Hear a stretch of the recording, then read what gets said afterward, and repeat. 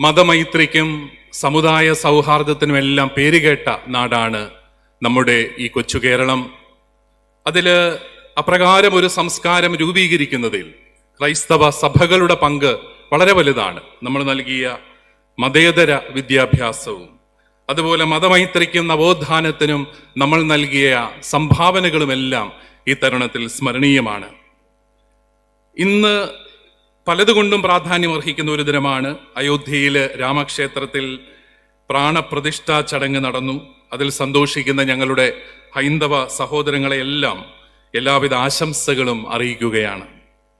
മതത്തെയും രാഷ്ട്രീയ അധികാരത്തെയും രണ്ടായി കാണുന്ന മതേതര രാജ്യമായ ഇന്ത്യയിൽ എല്ലാ ആത്മീയ കേന്ദ്രങ്ങളും ആത്മീയ കേന്ദ്രങ്ങളായി മാത്രം നിലനിൽക്കട്ടെ എന്ന് പ്രത്യേകമായിട്ട് നമുക്ക് പ്രാർത്ഥിക്കാം. നമ്മുടെ രാജ്യം ജനതകൾ തമ്മിലും വിഭാഗങ്ങൾ തമ്മിലുമുള്ള ഏറ്റുമുട്ടലുകളിൽ നിന്നെല്ലാം വിമുക്തമായി മുറിവുകളെല്ലാം